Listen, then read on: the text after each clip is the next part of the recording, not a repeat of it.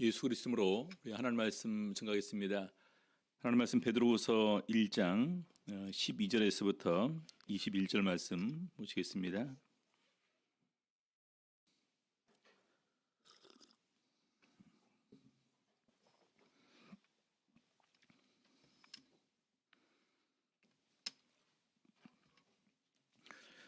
베드로후서 1장 12절에서부터 먼저 우리 14절 15절까지 같이 읽겠습니다.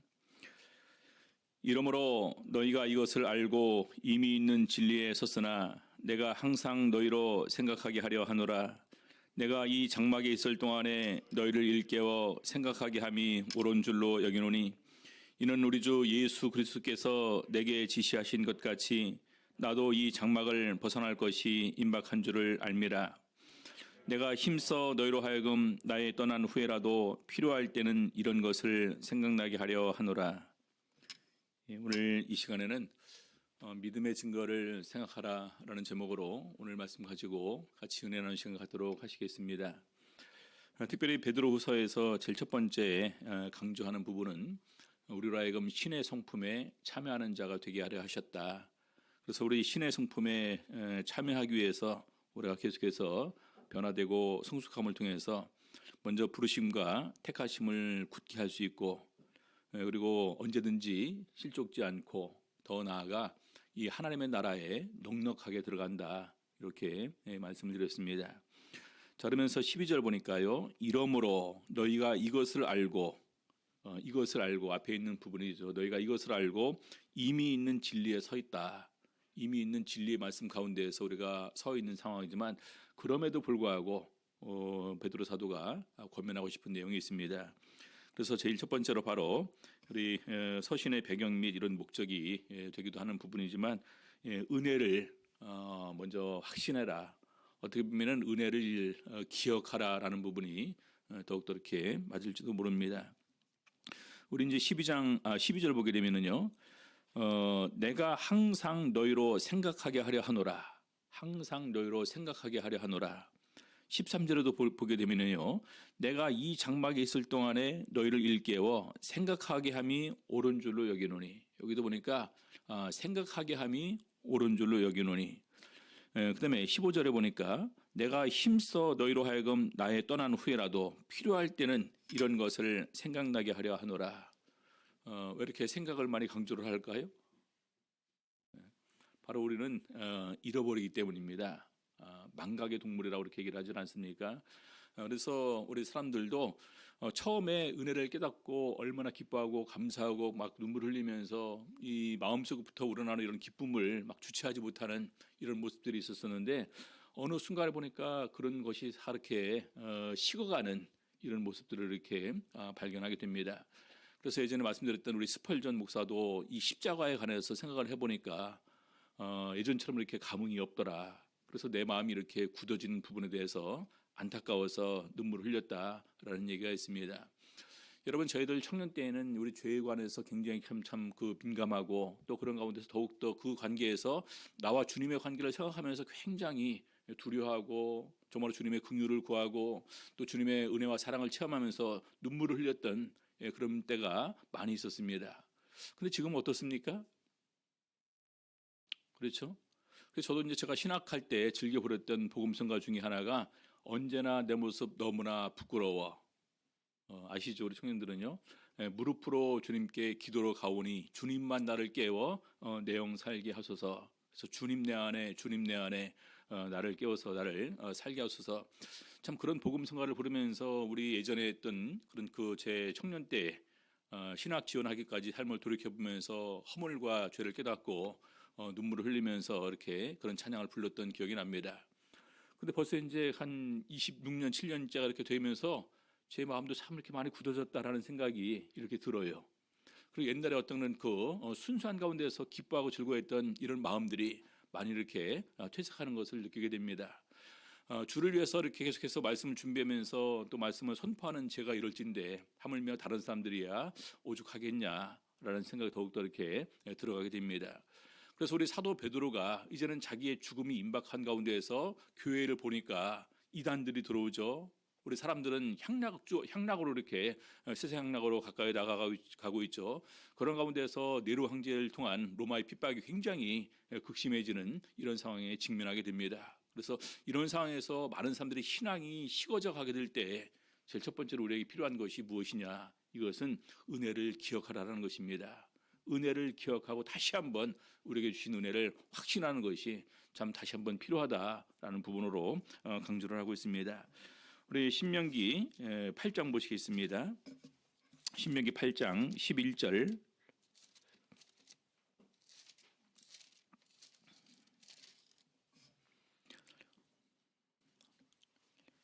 신명기 8장 11절.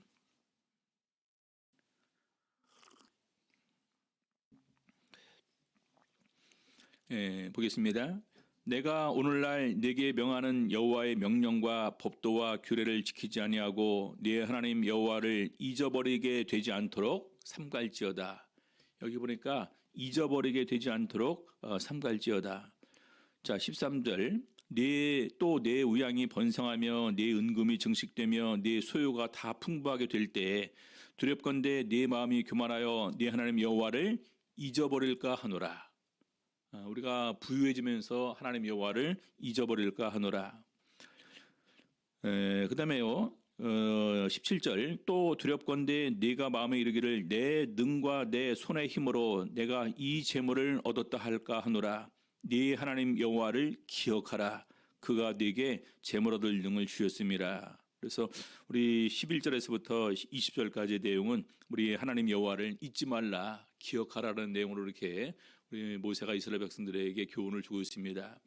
자, 마찬가지로 오늘 역시 우리들에게 필요한데 왜 이러냐? 우리 모세는 신명기에서 계속해서 이렇게 증거를 하고 있습니다. 신명기 29장 2절에서부터 4절까지 보시겠습니다. 신명기 29장 2절에서부터 4절. 모세가 온 이스라엘을 소집하고 그들에게 이르되 여호와께서 애굽 땅에서 너희 목전에 바로와 그 모든 신하와 그 온 땅에 행하신 모든 일을 너희가 보았나니 그 큰 시험과 이적과 큰 기사를 네가 목도하였느니라. 그러나 깨닫는 마음과 보는 눈과 듣는 귀는 오늘날까지 여호와께서 너희에게 주지 아니하셨느니라. 그러면서 그 뒤에 강조되는 부분을 보게 되면 깨닫는 마음과 보는 눈과 듣는 귀는 아직까지 우리에게 주시지 않았기 때문에 기억하라는 것입니다. 특별히 우리 성도님들 개인적으로 다 지금까지 이 하나님을 믿고 예수 그리스도의 은혜와 능력을 체험한 간증들이 다 있을 것입니다. 그거 다 기억하고 계십니까? 그래도 적어도 우리가 다른 사람들의 간증을 들은 것은 잊어버리지만 내가 직접 그 체험한 간증은 잊어버리지는 않을 것입니다. 그래서 적어도 그런 가운데에서 내가 제일 처음에 하나님을 믿게 된 동기, 세례 받을 때, 또 성령 받을 때, 또 하나님 말씀을 순종하면서 어떠한 복이 있었고 내가 어떤 기도를 드렸을 때 하나님께로부터 응답받았는가, 이것을 잊어버리지 않는 것은 너무나 중요합니다. 그래서 우리 시편 103편 2절에도 우리 다윗 왕은 이렇게 교훈하고 있습니다. 내 영혼아 여호와를 송축하며 그 모든 은택을 잊지 말지어다. 여호와를 송축하며 그 모든 은택을 잊지 말지어다. 은혜를 잊지 않는 것이 제일 중요한 우리들의 모습일 것입니다. 여러분, 은혜를 잊지 않는 가장 좋은 방법이 뭔 줄 아십니까? 은혜를 잊지 않는 가장 좋은 방법, 우리 성경에도 답이 나와 있더라고요. 그 사람들이 은혜를 기억하면서 은혜를 체험하면서 또 은혜를 확인하면서 제일 먼저 나왔던 것은 춤추고 기뻐하면서 노래하는 것이었습니다. 그렇죠? 찬양이 그래서 그렇게 영향이 있습니다. 좋은 영향을 주는 거예요. 우리가 이제 그 감사 찬송 있지 않습니까? 그래서 그런 찬송도 부르면서 우리가 하나님께서 우리에게 주신 은혜를 더욱더 다시 한번 상기시키는 것처럼 수많은 찬양의 내용이 하나님 찬양, 예수 그리스도의 구속 찬양, 천국에 대한 소망, 또 십자가, 부활, 또 이런 것들입니다. 그래서 그런 찬양들을 부르면서 다시 한번 우리 예수님의 은혜를 잊지 않고 우리 마음속에 되새기는 것은 참 중요하다. 그래서 우리 사도 베드로의 입장에서 이제 떠날 날이 얼마 남지 않았습니다. 다시 보시겠습니다. 베드로 후서 1장 14절 보시겠습니다. 이는 우리 주 예수 그리스도께서 내게 지시하신 것 같이 나도 이 장막을 벗어날 것이 임박한 줄을 알미라. 예수님께서 어떻게 지시하셨는지는 잘 알고 있습니다. 우리 요한복음 21장에 예수님께서 내 양을 먹이라 내 양을 먹이라 반복하고 난 다음에 베드로에게 특별히 가르쳐주는 내용이 있죠. 젊어서는 네가 스스로 띠를 띠고 네가 원하는 대로 다닐 거지만 늙어서는 남이 내게 띠를 띠우고 내가 원치 아니하는 곳으로 데려갈 것이다. 이 말씀을 하시면 베드로가 어떠한 죽음으로 하나님께 영광 돌리게 됨을 말씀하셨다. 이렇게 증거를 하고 있습니다. 그래서 그 말씀을 들을 때 베드로는 알아들었어요. 이것이 내가 나중에 젊어서는 내 마음대로 다닐 수 있지만 늙어서는 하나님께서 나를 이러이러한 죽음으로 이렇게 이끌어 가시는구나. 그래서 지금 네로 황제를 통해서 로마의 핍박이 이렇게 이제 전 세계적으로 기독교에 대한 핍박이 확산이 되는 가운데에서 베드로 사도도 직감하고 있습니다. 이때가 그때의 모양이다. 떠날 때를 이렇게 준비하는 가운데에서 그럼 내가 떠나고 난 다음에 우리 남아있는 사랑하는 형제 자매들에게 줄 수 있는 가장 좋은 교훈이 무엇일까? 바로 그것은 제일 첫 번째 기억하라라는 것입니다. 자, 두 번째는요, 체험을 확신하라라는 얘기겠죠. 베드로후서 계속해서 16절부터 보겠습니다. 우리 주 예수 그리스도의 능력과 강림하심을 너희에게 알게 한 것이 공교히 만든 이야기를 쫓은 것이 아니요 예수 그리스도께서 오셨고 예수 그리스도의 능력과 이런 그런 그 교훈을 다 듣고 체험을 했습니다. 누가 전할까요? 우리 히브리서에 보게 되면 이 구원은 처음에 주로 말씀하신 것이요 들은 자들이 우리에게 확증한 것이다. 들은 자들 바로 예수 그리스도의 사도들 12사도들과 많은 제자들이 우리들에게 확증해 주는 것입니다. 그래서 이것을 전하니까 많은 사람들이 어떻게 생각을 할까요? 여러분들 이때는 아직까지 종교에 대한 그런 예수 그리스도를 믿는 종교에 대한 그런 부분은 아직 확립되지 않은 때입니다. 일단 유대교는 있었고요. 그렇죠? 다른 종교는 있었지만 특별히 예수 그리스도를 믿는 기독교는 아직까지 생성되지 않은 때에 예수 그리스도를 전하게 될 때 과연 누가 믿을까요?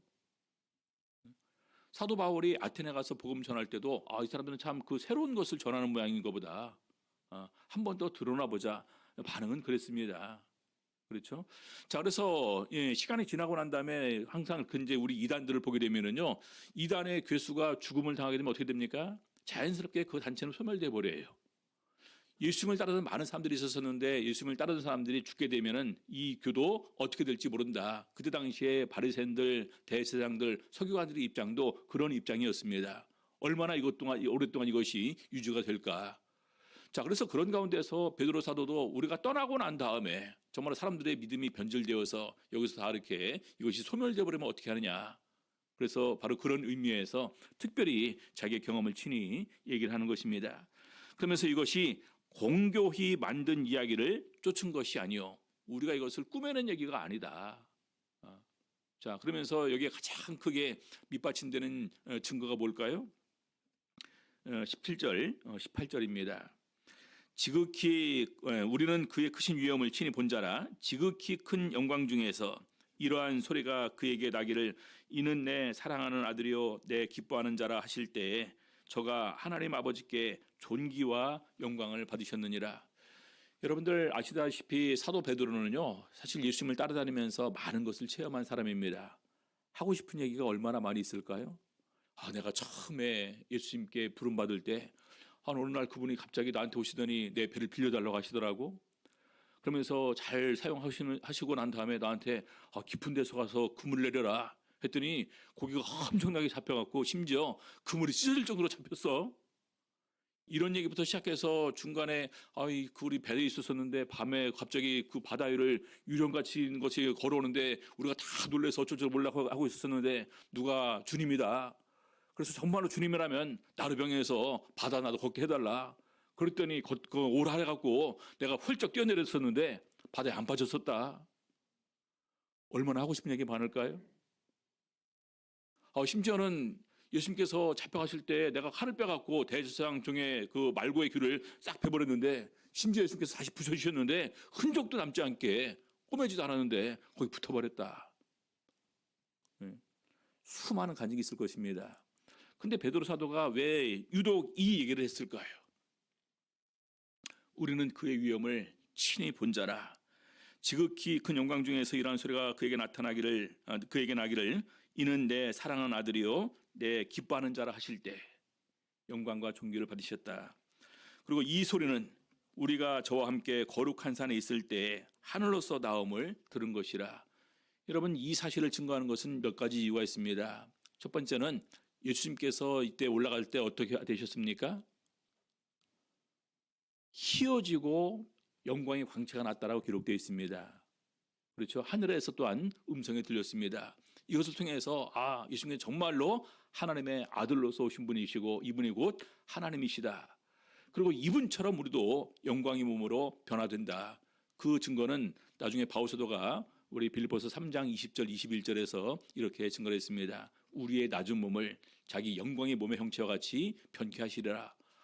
우리의 부활도 저런 식으로 될 수 있겠다.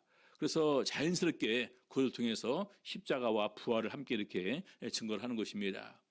그리고 이것은 직접 친히 들었는데 나뿐만 아니라 베드로뿐만 아니라 야고보와 요한도 이수를 함께 들은 것입니다. 들은 자들이 증거하는 것입니다. 이것은 굉장히 힘이 있어요. 그렇죠? 제가 저번에 말씀드리지 않았습니까? 제가 처음에 서도를 부임해서 갔을 때 우리 야곱장님이 저한테 그 간증을 해주신 것입니다. 손을 잡고 마을 사람들한테 인사시키면서 얘가 내 손자요 하면서 이렇게 이제 소개시켜주고 나셔서 저한테 세 가지를 얘기해 주셨죠. 첫 번째는 영혼이 몸을 빠져나와서 자기 매를 맡고 있는 자기 몸을 이렇게 봤다. 그래서 그것을 통해서 본인이 확실한 것은 바로 영혼이 존재한다. 이렇게 영혼이 존재한다는 것은 우리가 영혼이 사는 것, 영생도 가능하겠다. 그리고 이제 비 올 때 산에 올라가서 바위 위에서 기도를 했었는데 그 바위 위에만 비가 내리지 않았었다. 그리고 밤에 또 산기도를 갔었는데 산짐승 큰 걸 보내주셔서 밤마다를 구원해 주셨다. 보호해 주셨다. 그러면서 그때 이런 얘기를 하셨습니다. 이런 얘기를 갖다가 누구한테 하면 누가 믿겠냐. 그러나 너는 내 손자니까 믿어줄 줄로 안다 하면서 특별히 그 얘기를 해주셨습니다. 그리고 한 가지 더 보태주셨습니다. 남들이 나를 볼 때 보잘것도 없고 그리고 외모도 부족하고 배움도 없고 초등학교도 제대로 배우지 못한 가운데에서 내가 무슨 말을 한다 할지라도 사람들이 귀담아 듣지 않고 그래서 나도 무시받는 걸 다 알지만 그럼에도 불구하고 끝까지 내가 예수 그리스도를 전하는 이 사역을 완수할 수 있었던 이유는 바로 여기에 있었다. 이렇게 얘기를 하시더라고요. 그래서 우리 베드로 사도도 역시 마찬가지입니다. 수많은 간증이 있지만 그럼에도 불구하고 특별히 이 간증을 얘기를 한 것은 바로 예수님께서 참으로 이런 증거를 하나님으로서 받으신 분이시다. 하나님께서 친히 증거하신 분이라는 거예요. 자, 그래서 나중에 이런 그 체험을 가진 사람들은 이제는 어떠한 핍박과 환난이 온다 할지라도 흔들리지 않는 확신 있는 이런 신앙생활을 할 수 있게 되는 것입니다. 우리 사도행전 4장 18절에서부터 20절까지 보시겠습니다.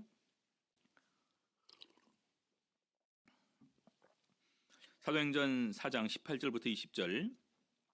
그들을 불러 경계하여 도무지 예수의 이름으로 말하지도 말고 가르치지도 말하니 베드로와 요한이 대답하여 가로되 하나님 앞에서 너희 말 듣는 것이 하나님 말씀 듣는 것보다 옳은가 판단하라. 우리는 보고 들은 것을 말하지 아니할 수 없다 하니. 여러분, 베드로 사도가 굉장히 용감해졌습니다. 그러지 않습니까?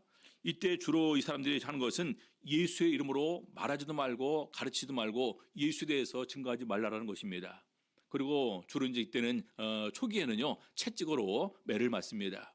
근데 그럼에도 불구하고 이들은 더욱더 기쁜 마음으로 그 자리를 떠나와서 오히려 더욱더 감사함으로 우리 하나님께서 우리들의 믿음을 이렇게 인정해 주시는구나 라는 마음으로 더욱더 기쁘게 예수 그리스도를 증거했다. 이렇게 얘기를 하고 있습니다. 어떤 부분에서 나왔을까요? 바로 체험과 부활의 확신과 성령 받음을 통해서 베드로는 이런 그런 확신을 가질 수가 있었던 것입니다. 사실 이런 그 체험의 확신은 우리 성도님들 다 있으리라 생각됩니다. 그렇지 않습니까? 가장 기본적인 것은요 성령 받는 것에 대한 확신이에요. 우리 히브리서 2장 4절에 보게 되면은 처음에 주로 말씀하신 바고 들은 자들이 우리에게 확정한 것이고 심지어 하나님께서도 친히 우리를 통해서 우리를 위해서 증거해 주시는데 표적과 기사와 여러 가지 능력과 성령에 나눠주신 것으로서 친히 증거하셨느니라. 우리가 성령 받은 것 자체로 하나님께서 친히 증거하신 것이라는 것입니다. 그래서 성령 받은 것 자체가 큰 체험이면서 이것을 우리가 확신할 수 있는 부분이다. 여러분 얼마나 많은 사람들이 성령 받고 싶어 하는지 아십니까? 기본적으로 제가 알기로 우리 교회에 와서 이렇게 둘 중에 하나겠죠. 이 사람들이 미쳤거나 아니면 제대로 된 사람이거나 이 사람들이 기도하는 것이 사령이거나 아니면 성령이거나 둘 중에 하나입니다. 근데 가만히 보니까 여기 앉은 사람들이 다 미친 것은 아니거든요. 그럼 뭡니까? 올바른 사람이면서 이것이 성령이다. 그러면 나도 한번 받아보고 싶다. 나도 그렇게 기도하고 싶다. 정상적인 사람들은 이런 생각을 가집니다. 근데 바로 받습니까? 어떤 사람들은 바로 성령 받는 경우도 있지만 얼마나 많은 사람들이 오랫동안 정말 이렇게 이제 받지 못하는 경우도 있습니다. 그래서 이 중요한 것을 아는 분들은 정말로 그냥 갈구하면서 성령 받기 위해서 애를 쓰는지 모르는데 옛날에는 그런 얘기가 있었다고 하죠. 뭐 산에 가서 나무 두 그루는 뽑아야지만 뭐 성령 받을 수 있다. 옛날에 우리 한국 초기에 이렇게 기도원 유행하고 산기도 유행할 때는 뭐 그런 얘기도 했습니다. 나무를 막 붙잡고 흔들면서 주여 얼마나만 흔들면 나무가 뽑힐 정도가 될까요? 그만큼 응답을 간절히 바라는 이런 마음이었었는데 참 우리 그 영혼의 때 보게 되면 참 쉽게 성령 받습니다. 그러지 않습니까? 그래서 그런 부분들을 보게 되면서 이것은 누구도 부인할 수 없는 이런 그 중요한 증거고 바로 이것이 가장 기본적인 체험이다. 성령 받은 것 하나가 놀라운 체험이라는 것입니다. 여러분 이렇게 책에 보게 되면은요 어떤 사람들이 기도하는 가운데에서 순간적으로 나오는 방언을 체험했습니다. 그래서 그들은 그걸 갖다가 성령 받았다는 용어를 하지 않고 방언 받았다 그렇게 얘기를 합니다. 방언 체험. 그리고 그 자체 하나만으로도 얼마나 그들이 기뻐하고 감사하는지 모릅니다. 물론 그 이후에 계속해서 어떻게 되는지는 뭔지 다시 보지 못해서 모르겠지만 중요한 것은 그만큼 이 성령 받는 것 하나도 우리가 확신할 수 있는 근거가 된다. 우리 성경에 보게 되면 성령 받음을 통해서 너무나 중요한 이런 하나님께서 함께 하심을 증거하는 내용들이 나옵니다. 요한복음 14장부터 16장까지 로마서 8장에 있는 이런 모든 내용들이 성령 받음을 통해서 우리에게 어떤 영적인 어떤 그 변화와 영적인 증거를 우리에게 주시는지 확인하게 있지 않습니까? 그 중에 하나가 우리가 살아있는 존재가 되었다. 나중에 부활에 참여할 수 있는 사람이 되었다. 그리스도인이 되었다. 그리고 하나님의 자녀가 되었다. 이것은 성령으로 친히 증거하는 것입니다. 자, 그래서 두 번째는 바로 우리 여러 가지 체험을 받은 것에 대해서 확신하고 있으라. 자, 마지막 세 번째로는 예언을 확신하라는 것입니다. 예언. 베드로후서 1장 19절 보시겠습니다. 또 우리에게 더 확실한 예언이 있어 어두운 데 비추는 등불과 같으니 더 확실한 예언이 있어. 더 확실한 예언. 이 예언이 우리 성경에서는 말씀으로 되어 있습니다. 말씀 그 설교. 이제 중국어로 보게 되면은 선지 강도, 먼저 알고 도를 강의한다라는 이런 용어로 이렇게 이제 써졌었는데 우리 한글 성경에서는 예언으로 이렇게 번역이 되었습니다. 사실 그 부분이랑 좀 차이가 있죠, 그렇죠? 예언은 아직까지 우리가 모르는 부분에 관해서 미래에 있을 일을 예언하는 것인데 바로 여기에서는 이 예언은 이 하나님의 말씀인 이 성경을 의미하는 것입니다. 그래서 20절에 보니까 먼저 알 것은 경의 모든 예언은 사사로이 풀 것이 아니니 성경에 기록된 모든 것 바로 이 성경에 기록된 것은 어떤 것은 예언인 경우도 있고 어떤 것은 교훈인 경우도 있고 어떤 것은 사건인 경우도 있고 또 인물인 경우도 있고 여러 가지가 있습니다. 그래서 그런 가운데서도 성경에 있는 예언은 우리가 조심해서 풀어야 된다. 예를 들어서 우리가 에스겔서나 다니엘서나 또 요한계시록 보게 되면은 거기에 아직까지도 이렇게 많은 계시와 예언이 있습니다. 어떤 부분들은 이미 역사가 이렇게 흘러가는 가운데서 밝히 확인된 것이 있지만 어떤 것들은 아직도 확인되지 않은 것들이 있어요. 그럼 그것은 어떻게 할까요? 그렇죠?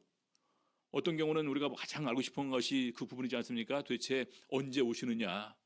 근데 언제 오신다라고 말씀하셨습니까? 일단 근거는 있죠. 이 복음이 천하 만국에 다 전파된 후에. 근데 전파됨과 함께 아울러 또 하나 그 두드러진 현상이 믿음과 사랑이 식어진다는 것입니다. 그래서 우리들의 믿음과 사랑이 식어질 때가 바로 말세에 대한 또 하나의 어떤 그런 모습일 수도 있고 더 나아가 사람들이 마지막 때에 돈을 사랑하는 때가 분명히 더욱더 올 것을 얘기를 하면서 믿음이 식어질 것을 얘기를 하고 있습니다. 그래서 그때가 되게 되면은 마지막 때가 온 줄 알라고 하는데 그럼에도 불구하고 그 정확한 날은 아무도 모른다는 것입니다. 아들도 모르고 천사들도 모르고 오직 하늘에 계신 아버지만 안다라는 것입니다. 그래서 실제적으로 어떤 예언이나 어떤 경이 있는 말씀은 우리가 사설에 풀 것이 아니다. 자, 그런데 중요한 것은 바로 21절 보니까요. 예언은 언제든지 사람의 뜻으로 낸 것이 아니요 오직 성령의 감동하심을 입은 사람들이 하나님께 받아 말한 것임이니라. 그래서 이 하나님의 말씀이 이 성경 자체가 사실은 거기에 예언도 포함되어 있는데 그 말씀을 보게 되면은 감동하심을 입은 사람들이 하나님께로부터 받아서 기록한 것이다. 이것이 가장 확실한 증거다라는 것입니다. 여러분들 우리 그 하나님의 자기 계시 방법이 있습니다. 제가 몇 번 말씀을 드린 바가 있습니다. 하나님께서 노아에게 어떻게 자기를 계시하셨을까요? 예? 성경에 기록이 안 나왔어요. 그냥 노아에게 말씀하셨다라고만 되어 있습니다. 아브라함에게는 어떻게 계시하셨습니까? 말씀으로 하기도 하시고 천사를 통해서 하기도 하시고 그 다음에 이 깊이 잠들게 하고 난 다음에 꿈이랑 이상 가운데서 얘기를 하기도 하시고 다채로운 모습으로 하나님께 자기를 계시하셨습니다. 또 나중에 보니까 선지자를 통해서는요 성령의 감동이 임하면서 그들에게 이 말씀이 임한 것도 이렇게 나오기도 하고요. 그래서 그 중에 하나가 바로 하나님께서 자기를 계시하는 많은 종류가 있는데 그 중에 하나가 우리에게 주신 이 성경 말씀입니다. 이 성경 말씀을 어떻게 기록하셨냐? 성령의 감동하심을 받은 사람들이 하나님께로부터 받아서 이 말씀을 기록했다라는 것입니다. 그래서 기본적으로 우리가 판단하고 행동할 때 어떤 것을 갖다가 구분할 때 가장 중요한 기준은 말씀입니다. 성경 말씀에 어떻게 기록되어 있냐. 또 이 말씀이 어느 한 군데만 기록된 것이 아니라 많은 데 기록되어 있습니다. 그렇죠. 그래서 우리가 보통 성경을 보게 될 때 이 말씀이 이해가 되지 않을 때 다른 부분에서 어떻게 말씀하셨는가 보게 되면 반드시 거기에 대한 짝이 있어요. 그렇죠. 그래서 바로 그 부분을 통해서 우리가 이 말씀을 더욱더 확신하는 가운데에서 믿음을 굳게 세울 수 있다는 것입니다. 자, 그래서 우리 디모데후서 3장 15절 보니까요. 또 내가 어려서부터 성경을 알았나니 성경은 능히 너로 하여금 그리스도 예수 안에 있는 믿음으로 말미암아 구원에 이르는 지혜가 있게 하느니라. 성경의 가장 중요한 용도가 뭘까요? 구원에 이르는 지혜를 우리가 가질 수가 있다는 것입니다. 너희가 성경에서 영생을 얻는 줄 생각하고 성경을 상고하거니와 이 성경이 곧 내게 대하여 증거하는 것이로다. 성경을 읽는 목적은 영생을 얻기 위해서입니다. 그런데 성경을 읽으면서 우리가 그럼 뭘 얻을 수 있습니까? 구원에 이르는 지혜를 우리가 깨닫고 알 수 있다는 것입니다. 아, 하나님께서 이러한 분이시구나. 하나님께서 이런 구원의 계획을 세우셨구나. 하나님께서 아들을 이 땅에 보내주셔서 바로 십자가를 통해서 우리들의 모든 죄를 사하실 계획을 세우셨구나. 부활을 통해서 우리에게 믿을 만한 증거, 부활과 천국과 영생을 믿도록 해주셨구나. 이런 부분이 성경에 다 나오지 않습니까? 그렇죠? 자, 그러면서 16절 보겠습니다. 모든 성경은 하나님의 감동으로 된 것으로 교훈과 책망과 바르게 함과 의로 교육하기에 유익하다. 성경 말씀 우리 그 자체가 정말 이 모든 사람들 갖다가 의로 교육하기에 유익하다라는 것입니다. 여러분 어릴 때부터 성경을 알게 하면서 성경의 정신을 가르쳐 주는 것은 굉장히 중요합니다. 우리 대만이랑 이렇게 이제 우리 한국 선도들의 그 차이가 그렇습니다. 가장 기본적으로 그들은 혼자 있다 할지라도 그냥 말씀, 기도, 찬양을 항상 기본으로 가르쳐 줍니다. 그래서 저희가 강남에서 복권성을 갔을 때도 복권성 교회가 대학생들 중심으로 세워진 교회지 않습니까? 대학생 한두 명이 그쪽으로 유학을 와서 자기들 혼자 이렇게 아침에 말씀 읽고 기도하고 찬양하다가 또 저녁 때도 그렇게 하다가 나중에 시간이 되니까 또 같이 이제 또 다른 데서 또 한 명이 유학을 와서 같이 성경 말씀 보고 기도하고 찬양하다가 또 숫자가 많아지고 그렇게 되면서 나중에 교회가 세워졌다라는 얘기를 들었습니다. 얼마나 중요합니까? 그렇죠? 그래서 이 말씀 중심의 삶을 살게 될 때 반드시 하나님의 말씀의 능력이 함께 하게 됩니다. 자, 그래서 17절 보니까요. 이는 하나님의 사람으로 온전케 하며 모든 선한 일을 행하기에 온전케 하려 함이니라. 그래서 바로 이 말씀을 주신 목적이 하나님의 사람으로 온전케 하며 모든 선한 일을 행하기에 온전케 하려 함이니라. 성경의 중요한 목적을 이렇게 얘기를 하고 있습니다. 그래서 어떤 사람들은 또 이런 가운데서 외경도 있고 위경도 있고 막 얘기를 하지만 우리가 이제 중요한 그 성경 기록의 관점을 여기서 우리 요한 사도의 마음을 통해서 알 수가 있습니다. 자, 기본적으로요. 요한복음 21장 25절 보니까 예수의 행하신 일이 이 외에도 많으니 만일 낱낱이 기록된다면 세상이라도 이 기록된 책을 두기에 부족할 줄 아노라. 여러분, 원래는 다 기록해야 되지 않겠습니까? 근데 요한 사도의 이 말은 뭐냐면요, 다 기록할 수가 없었다. 너무나 많아서. 자, 두 번째 목적은요, 예수께서 제자들 앞에서 이 책에 기록되지 않은 다른 표적도 많이 행하셨으나 특별히 요한복음에는요 7개의 표적이 기록되어 있습니다. 근데 그 표적의 목적은 뭡니까? 그 표적을 통해서 예수님의 신적인 능력을 증거하면서 예수님께서 하나님의 아들이심을 증거하는 것이 목적이었습니다. 자, 그러면서 20장 31절 보니까 오직 이것을 기록함은 너희로 예수께서 하나님의 아들 그리스도이심을 믿게 하려 함이요 또 너희로 믿고 그 이름을 힘입어 생명을 얻게 하려 함이니라. 예수께서 하나님의 아들 그리스도임을 믿고 그 이름을 힘입어 생명을 얻게 하기 위해서 이것을 기록해 놓았다는 것입니다. 그래서 어떻게 보면 충분하겠죠. 사실은 우리 요한복음과 요한계시록, 요한 1, 2, 3서 이렇게 이제만 봐도 사복음서와 이렇게 연결돼서 보게 된다면 어떻게 보면 참 충분하다고도 얘기할 수 있을 것입니다. 그래서 굳이 우리가 위경, 외경 이렇게 다 이렇게 하지 않는다 할지라도 중요한 것은 우리가 어떻게 하나님을 알고 어떻게 예수 그리스도를 알고 어떻게 구원에 참여하게 되는가 이런 세 가지 관점에서 보게 될 때 충분하다라는 것입니다. 요즘에 어떤 분들은 바로 그런 부분에서 우리 교회도 왜 위경, 외경 안 보냐라고 이렇게 얘기를 하는데 아무튼 성경을 그 정리하는 사람들도 구속사적인 관점에서 보게 될 때 이 정도면 충분하다라는 부분에서 이렇게 정리를 했습니다. 물론 우리가 필요할 때 위경, 외경 보면서 참고할 수는 있겠죠. 근데 마치 그것을 안 본다고 해서 이것이 부족하다, 이것이 불완전하다, 이것이 온전하지 못한 어떤 그런 교단이다 이렇게 얘기를 한다는 것은 좀 문제가 있다 이렇게 생각할 수 있을 것입니다. 자, 그래서 우리 신앙이 바로 이 성경의 기준이 돼야 된다. 기록한 말씀을 넘어서도 안 되고 기록한 말씀에 도달하지 못해서도 안 된다라는 부분에서 우리 사도 바울은 이렇게 증거를 하고 있습니다. 고린도전서 4장 6절 보시겠습니다.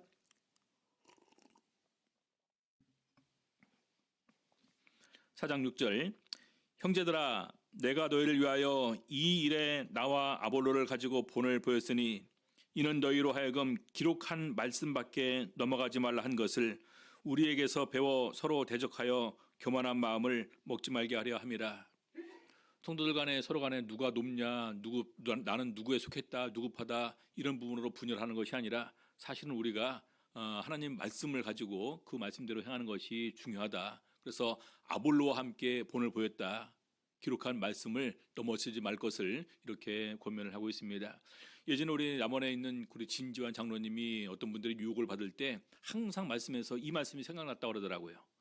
마치 뇌리를 치듯이 기록한 말씀밖에 넘어가지 말라. 그때 특별히 이렇게 우리 북방에 유혹이 있었었죠. 그래서 그때 그 부분에서 그분이 굳게 이렇게 말씀을 통해서 세우셨던 이 말씀을 기억하면서 저희들한테 간증으로 해주셨던 것이 기억이 납니다. 아무튼 저희가 시간이 지나면서 믿음도 식어지고 사랑도 식어지고 계속해서 세상적인 문화와 사상이 우리에게 들어오게 될 텐데 그때 우리들의 신앙을 어떻게 지킬 것인가. 오늘 베드로 사도는 세 가지 부분에서 얘기를 하고 있습니다. 은혜를 기억하라. 그 다음에 체험을 확신하라. 그리고 말씀을 확신하라. 이렇게 세 가지의 권면을 저희들에게 주고 있습니다. 그래서 저희들도 더욱더 이렇게 깨워서 신앙생활하는 가운데에서 정말 하나님의 은혜, 나에게 주신 또 체험들, 또 하나님의 말씀들을 더욱더 우리가 많이 알고 또 확신하는 가운데에서 흔들리지 않는 우리 신앙생활 할 수 있는 우리 성도님들 다 되시기를 예수 이름으로 바랍니다. 기도하시겠습니다. 오늘 들으신 말씀 생각하시면서 특별히 우리 하나님의 은혜 기억하면서 다시 한번 나와 함께 하셨던 그 하나님의 특별한 일들 기억하면서 우리 감사를 하나님께 기도하도록 하시겠습니다.